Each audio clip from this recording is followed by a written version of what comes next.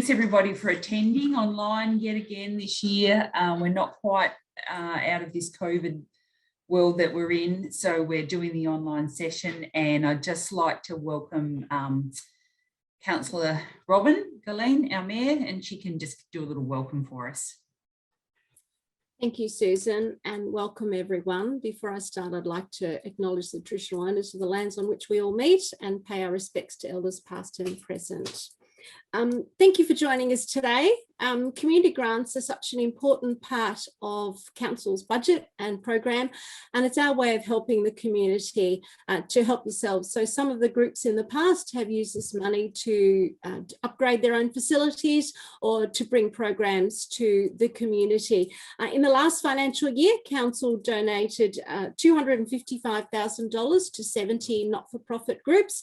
They were sporting groups, kindergartens, local hall committees, and a range of other local community groups and events. So we certainly look forward to seeing a diverse range of nominations and applications this year. So Susan's going to run through that now, and I hope she can answer your questions now, or if you have further questions, she will be available and her contact details will be made available for you to contact her. So thank you one and all, and over to you, Susan. Thanks, Robin.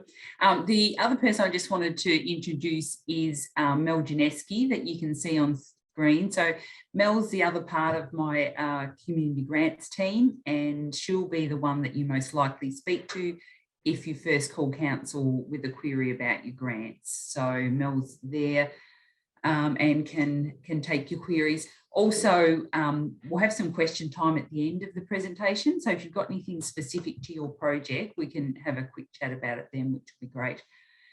So what I'll do now, I will just share my screen and we'll do a quick run through of the grant guidelines. So we'll do that first. Then we'll have a quick look at the application form and a run through of the assessment criteria at the end. So I'll share my screen and hopefully you can all see that. Okay. Oh, we've got some more people. I'll just let them in.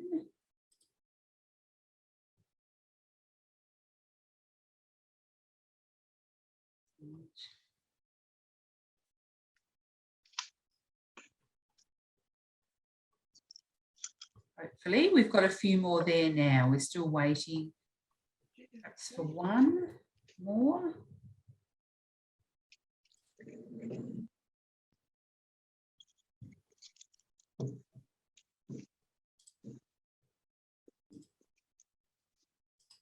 Right, hopefully we're all in and can see that.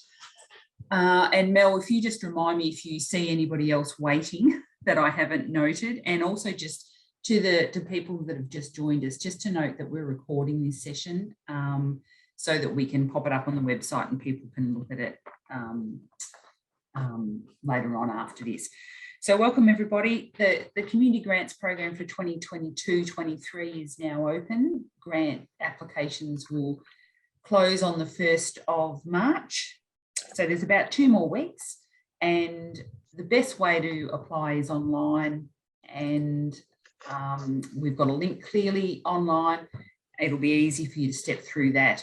If you do require some assistance, you can contact Mel and we can provide some hard copies as required of the application form.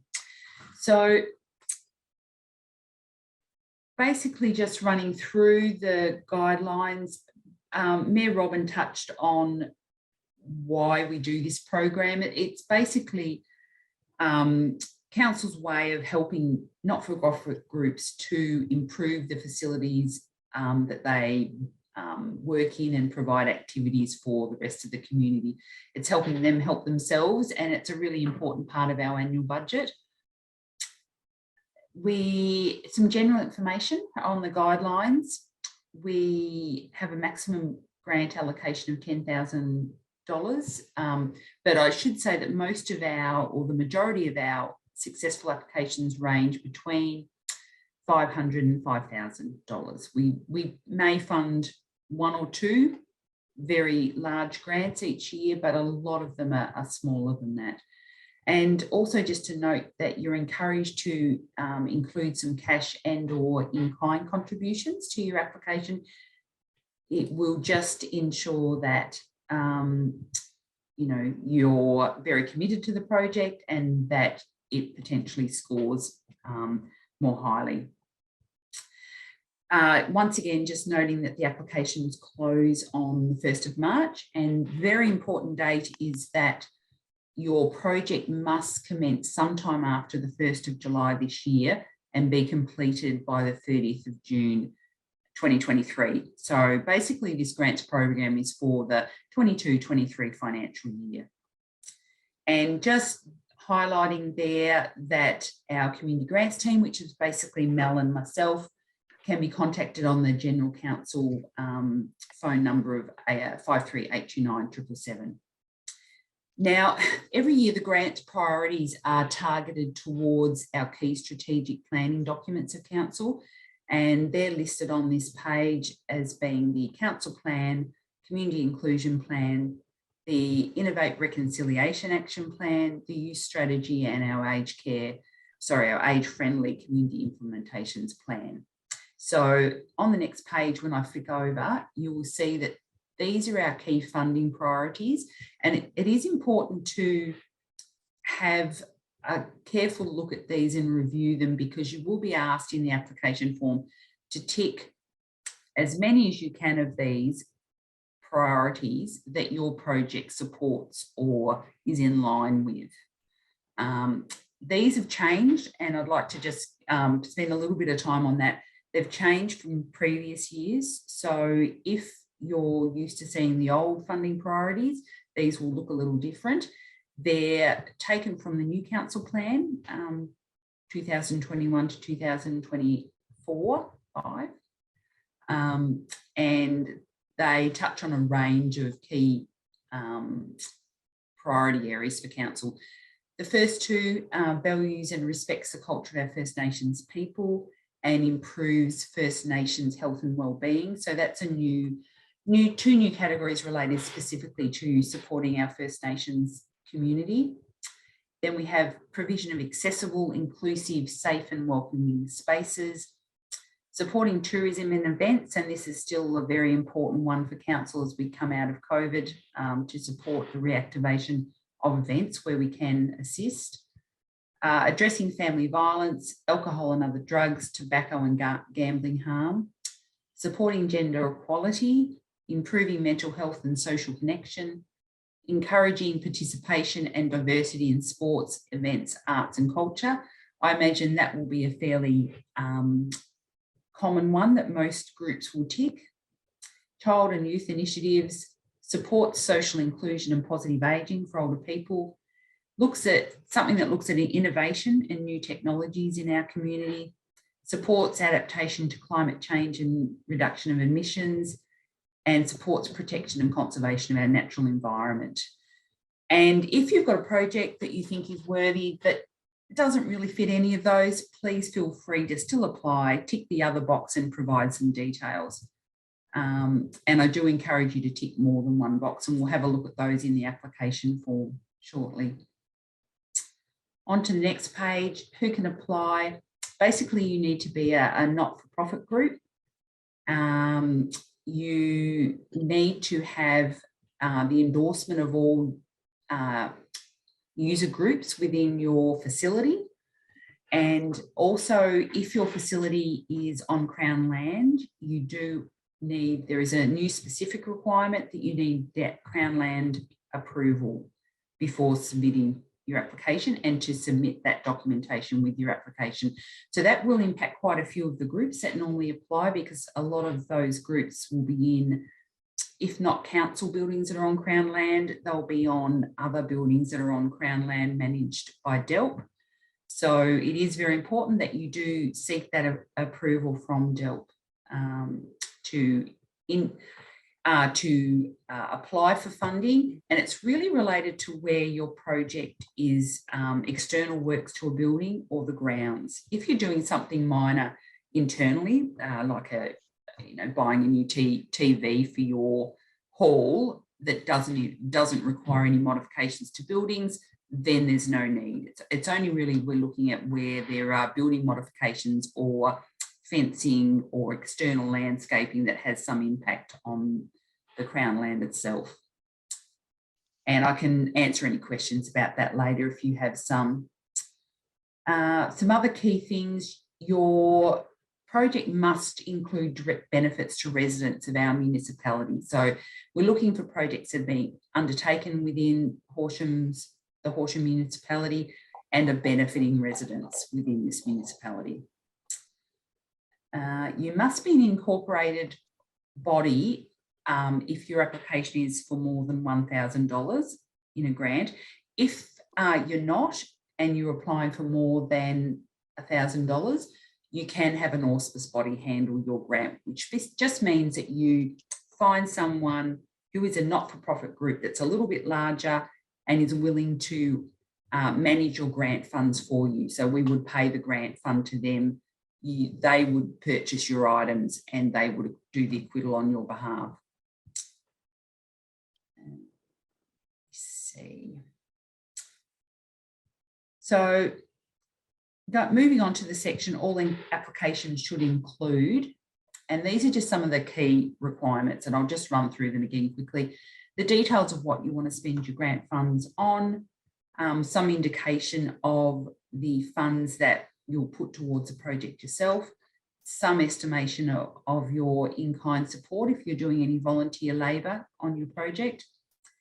An important one is if you're asking for funding for an item of equipment or an item that you're going to purchase that is greater than $1,000, you will need a quote for that item. And we have, every year we have applications that might have multiple items.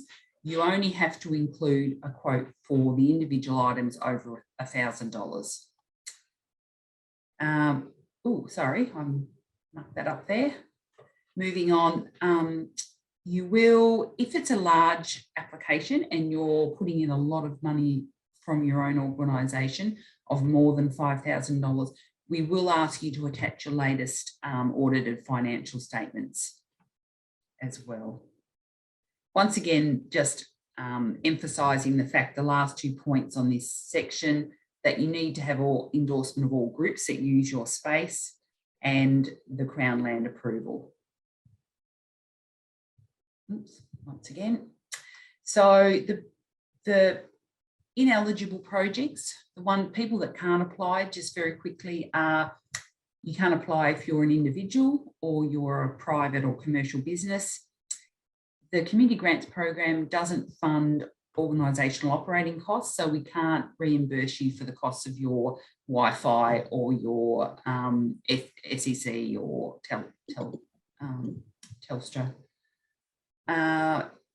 We also won't fund groups that have not expended an old grant. So if you've got any queries about that, it's probably worth talking to Mel and myself directly about that, just to make sure. If you've got a grant that you haven't managed to spend for 2 years, then you probably need to have a chat to us about that before you apply. If it's just relating to the program that we're currently in, which is 21-22, that's fine. You've got until June 30th this year to complete those projects. You can't apply for funding for a project you've already commenced. So that's really important. We can't backdate. If you've already installed, for example, an air conditioner in your hall because it's warm now, we can't backdate the grant application and fund that retrospectively. So your project will have to commence after 1st of July. So that's after the council have approved the annual budget, and then be completed by the following June 30th. We won't look at projects that need ongoing funding from council. You do need to get your application in on time by the 1st of March. We also we don't fund projects that are the responsibility of another sector of government, and that probably relates a lot to school projects or hospital or health related projects that are funded in to a large extent by other sectors of government. We also don't look at funding religious assets or where there's a clear duplication of existing services. Just some other key issues to be aware of. If you're doing any sort of building project, you will need to have or give consideration to planning and building permits. And I would suggest talking to councils buildings area very early on. If you haven't already done so, you've only got 2 weeks, because basically you may have to fund a building permit, and that will be part of your budget for the project, and you just need to be aware of that and factor that in. We do like, where possible, to for you to acknowledge council's assistance with the project. And that just also helps to promote the project in an ongoing way for future rounds. Just to also note that the council may only allocate part funding for the project. The project's always oversubscribed, the program. So unfortunately, we can't always fund every project or to the amount that you ask for. And I'll explain that a little bit more when we look at the application form.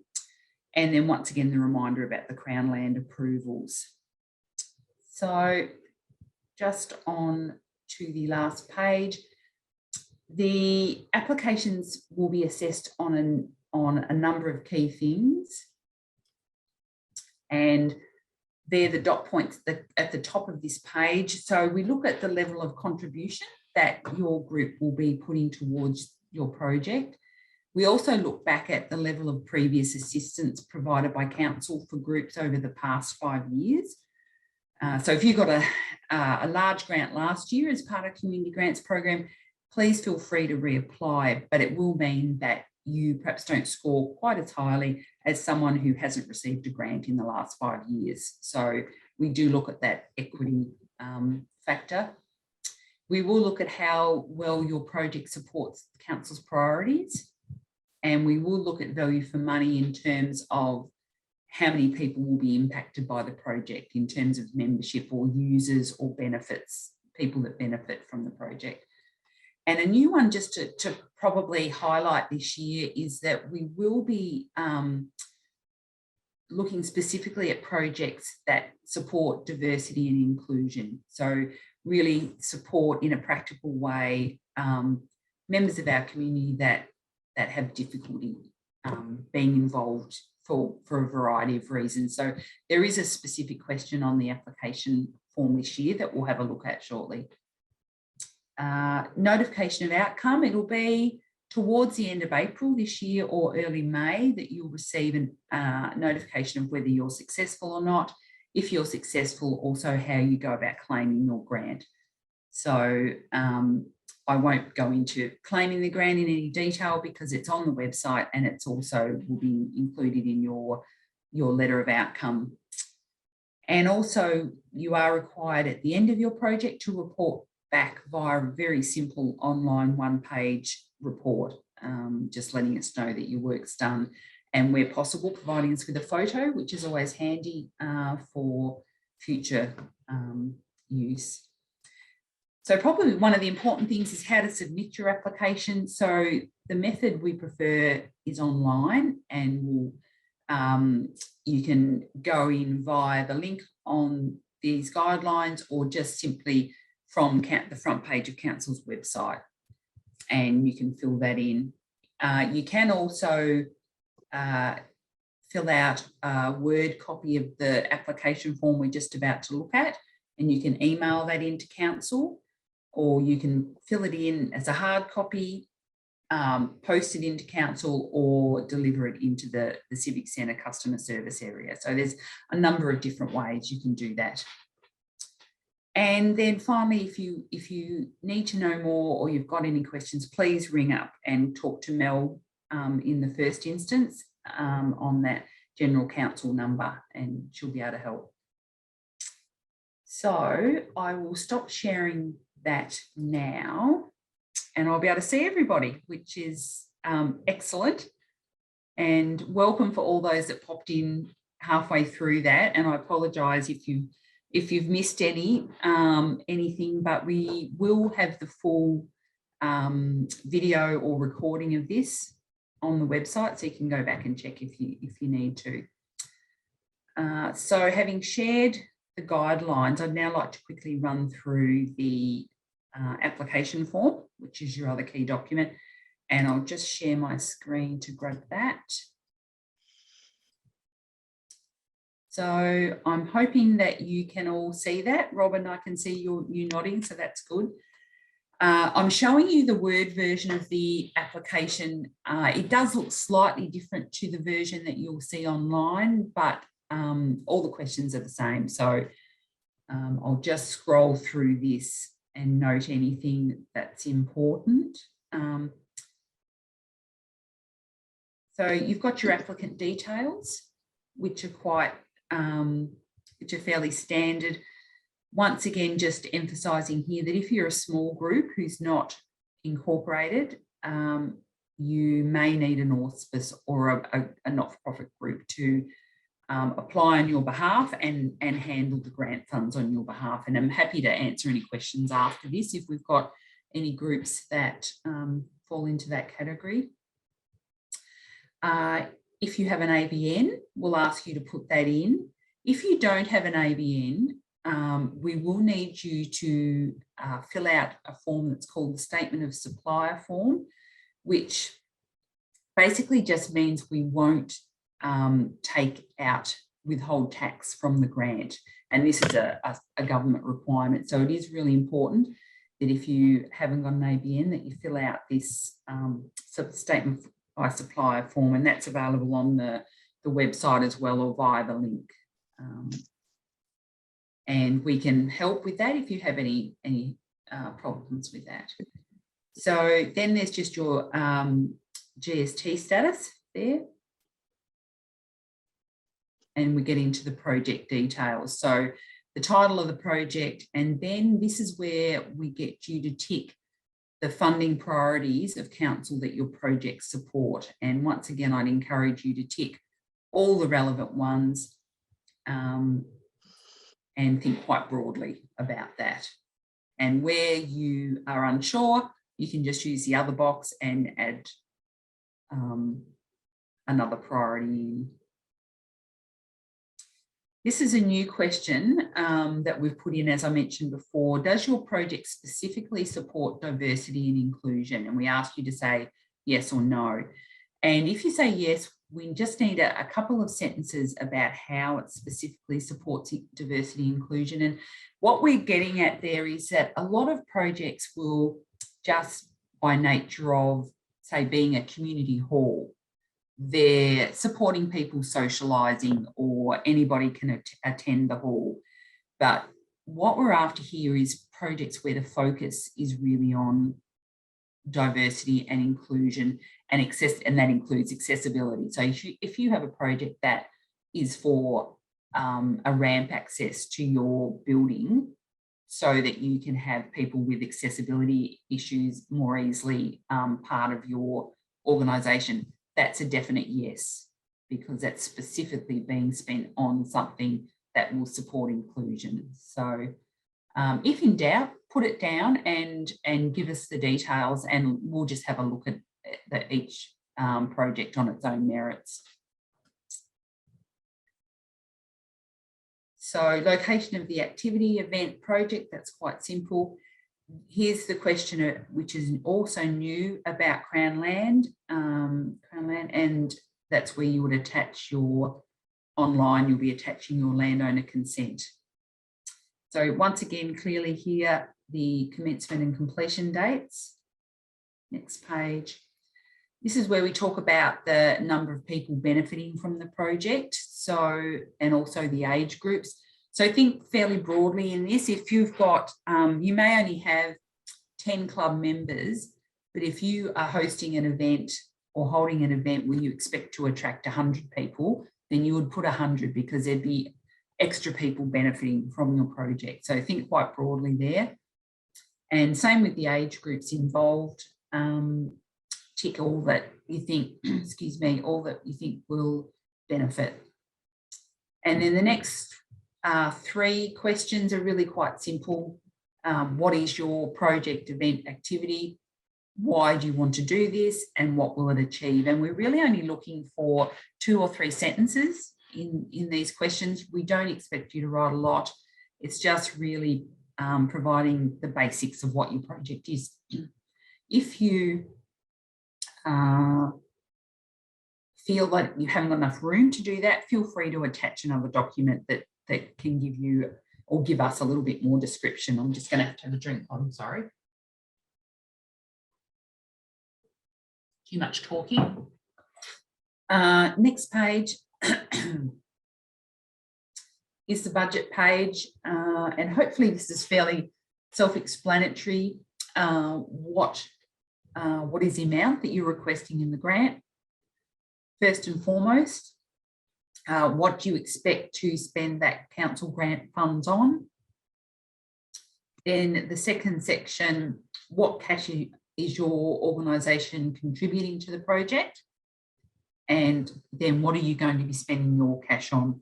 And quite often, excuse me, quite often if you've got a piece of equipment worth $3,000, you might be asking for a council grant of $2,000 plus you're putting $1,000 in of your own funds. And in that case, you'd put the same descriptor up here. You'd put $2,000 for the council grant. You put the descriptor again there and $1,000 for your grant. And at the end, you would attach a quote for $3,000. And happy to answer questions at the end on that as well. And then finally, you're encouraged to put in any in-kind support that you'll be putting into this project. And that can be things like working bees or just your own time organising the quotes, organising delivery, that sort of thing. Then finally, you get a total project value, which is a sum of council's grant plus what you're spending on the project plus your in-kind would be in that question there. At the bottom of this page, there's a really important question which relates to if we have to reduce the grant request that you've asked for. And it basically says, should the grant amount be reduced, please indicate the minimum amount of grant that you would that would still allow the project or part of the project to proceed. And you just put a dollar amount in there. So if we can't give you the full amount you've requested of $2,000, but you think you could still do a project for $1,000, you put $1,000 in there. And then just a little reminder here for any groups contributing large amounts of cash, that we will need your latest financial statements attached. And then the final page, which is just some confirmations and also your account name and BSB and account number.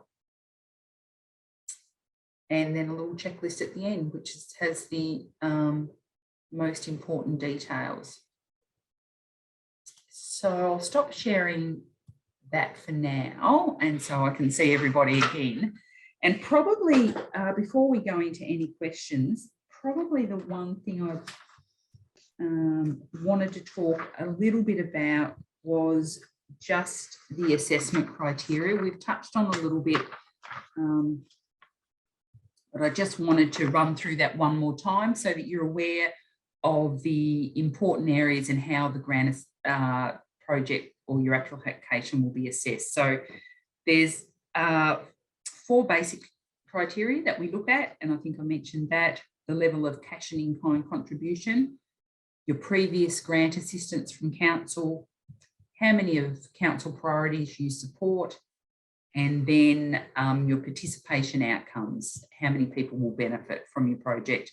And then there'll be an extra weighting applied if your project will benefit inclusion and accessibility.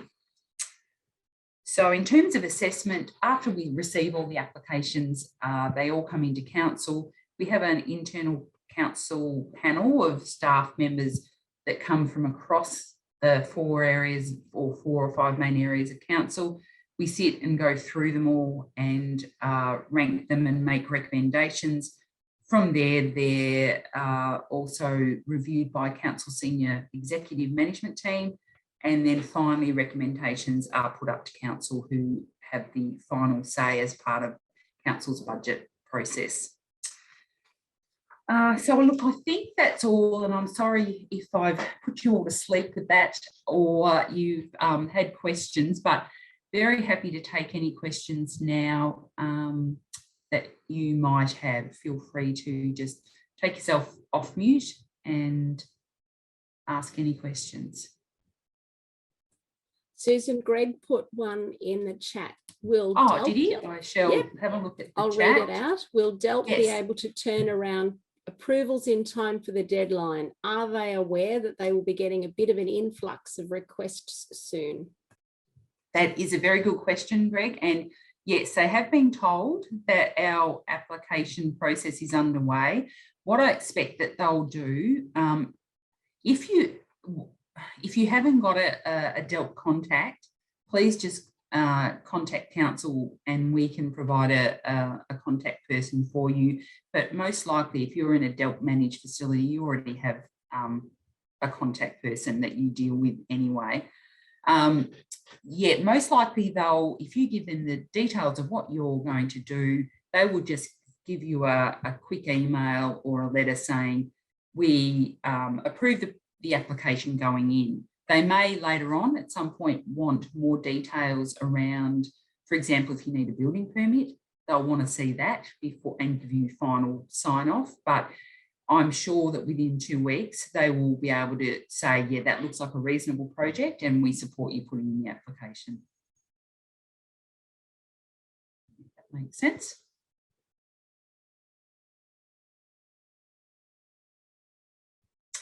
So I've got one from John. Are these grants applicable for solar power? Yes, John, they are. And there's specific criteria around that, around sustainability in there. So yes, definitely encourage solar projects. There is also some other grant projects or programs occasionally out in the community or broader state-funded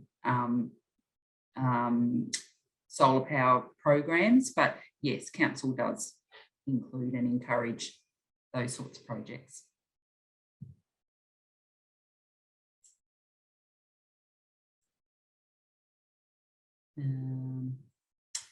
Anyone else? No? Mel, do you think there's anything I've forgotten there as I went through very quickly? No, I think you covered all the main points really well, Susan. And I think the most important thing is that if anyone has any questions beyond this, they can always reach us on that our main council number. Excellent. All right, thank you, everyone. I'll let you all go back to your busy days, and good luck with your applications. We love getting them. We get between 70 and 100 every year, and it's a great program. So all the best. Thank you, everyone. I look forward to seeing the end results. Thank you.